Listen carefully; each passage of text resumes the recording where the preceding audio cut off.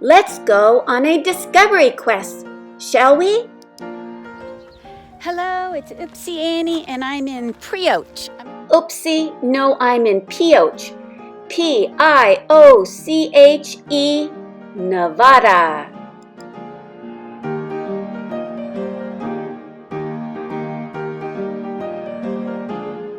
It is an old silver mining ghost town, but there are some people still living here.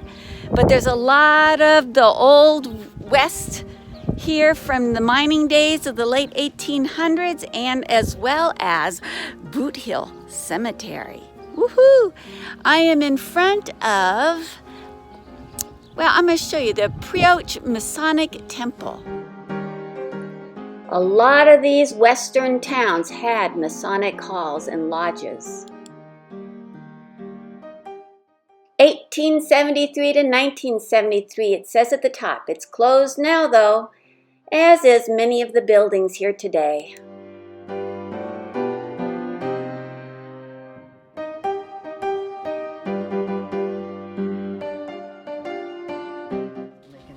It's like the town is up against this hill, and you can see the dirt piles from where they've been digging. You can see some old buildings. It's up on the hill there. And then I'm gonna pan over here. And there is the more modern day town is down lower. A little side note, behind this building going down the slope was Chinatown, where there was a very famous saloon. A whole lot of dastardly mayhem and gambling happened there. According to a local resident named Val, who had so many wonderful stories and history to share with me, I hope to interview him in the not too far distant future. What's that up ahead? Oh boy, an old mine. Looks dangerous for sure. I wonder how accurate this is. Here is an old hotel. It would benefit from some restoration, possibly. Wow, it has seen better days. It's called the Mountain View Hotel.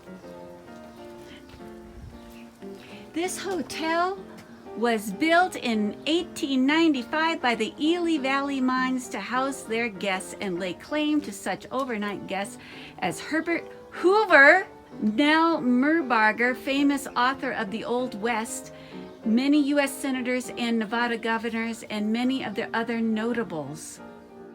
The food, the wines, the accommodations, and the unmatched service was renowned throughout the West. Oh my gosh.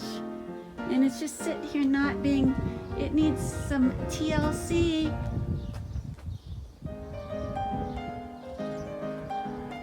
Oh look, there's like an alien space in the glass.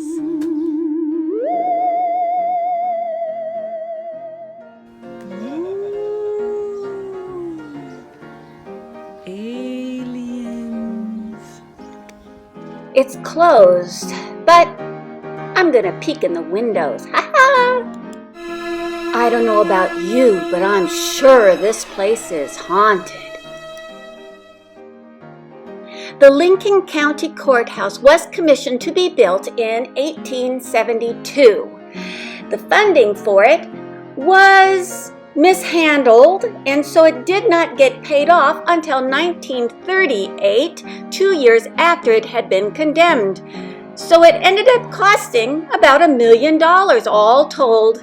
It was rehabilitated in the 1970s, and today it is a museum. And of course, it was closed the day we're there. A lot of bad people got sentenced in here. I'm sure it's haunted too. This little thingy says we're above 6,000 feet. Oh, look, somebody's using the telephone. Oh, looks like he's been there a while. So, I have to show you that building up there. And then look at the steps. We're right in the old Ooh, Area 50. I have to interject here that we are next to Area 51, and according to Val, a lot of mysterious things have happened in the area. Just saying. Let's stroll around a little bit of the town, shall we?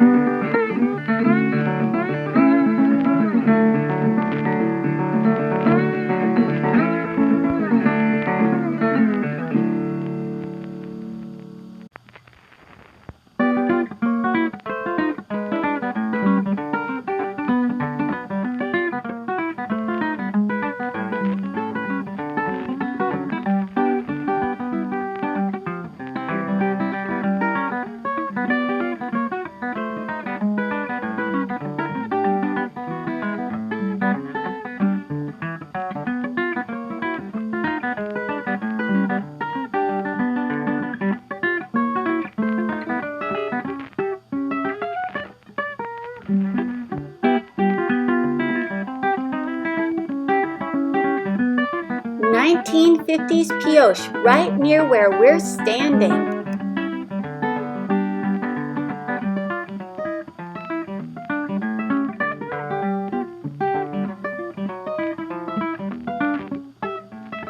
I'm always peeking inside places, especially when they're closed and I want to get inside. Town of Pioche is named for Francis L.A. Pioche. All right, a financier. When Pioche was first settled in 1864, it was part of Utah's territory, but then 2 years later, it was added to the Nevada eastern border.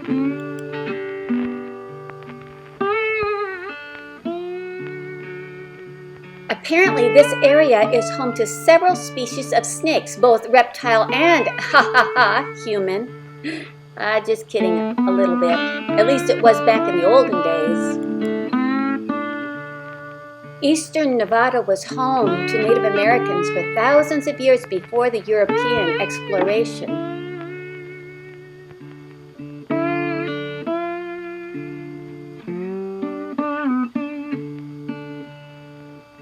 Native American children undergoing child labor washing linens. And in the 1870s, Pioche was one of the most active towns in Nevada with a population of 6,000 during the mining boom. Here is a photo of Gu Jim Hua, who was born in 1910 in China, and in 1916 married Tom Hua, who was 29 years older. They ended up living in this area. She was, of course, widowed young and was a famous cook until 1986.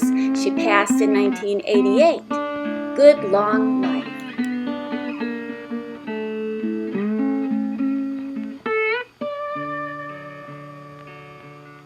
Oh my! Ooh, there's the library. Everything looks closed. And it is June. This is the main tourist time. But it doesn't feel very open. Nothing. This sign says the Pioche Elementary School was built in 1909. What a very unusual building for that time. It's a mission style. It's still in excellent condition. It has been used over the years and kept active. It is now a community center. Very, very nice indeed. Alrighty, I met a local gentleman who really gave me a lot of history. Now, if you look here, you'll see a tram. Here's one of the buckets. They would come down from up in the mountain, going this way with centrifugal force. They didn't use any other automation. It was just the weight of these buckets with silver. And right in front of me is the Pioche. I am pronouncing the name of the town correctly, according to the local. And it's Boot Hill Cemetery.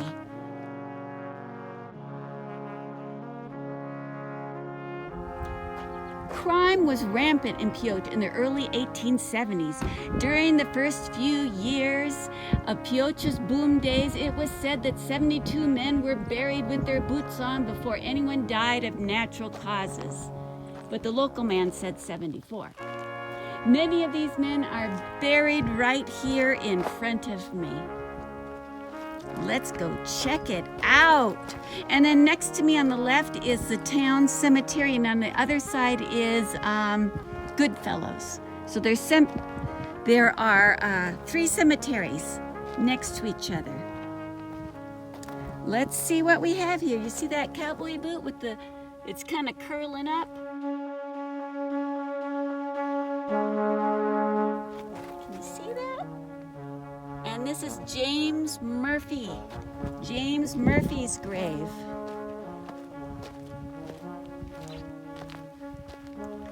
And this one has a wooden marker. Let's get it around so I can see it. Let's see. Harry Gorman, September 20, 1870, killed by George Hirsch. So this dude was murdered. The local did say that there are a lot of ghosts here. This is 1870, this grave right here. Looks like everybody has a cowboy boot.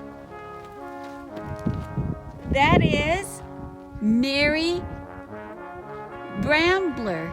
And I guess now she was not a natural cause death. This one says shot by a coward. Coward.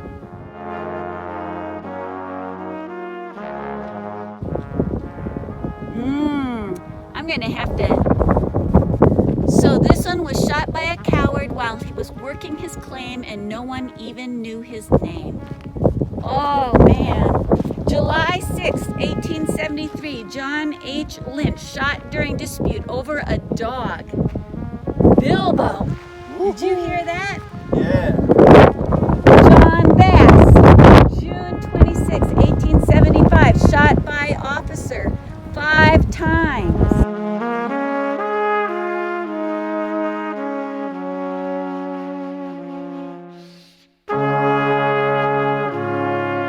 There are ladies' shoes over here, but we can't find a name anywhere on it.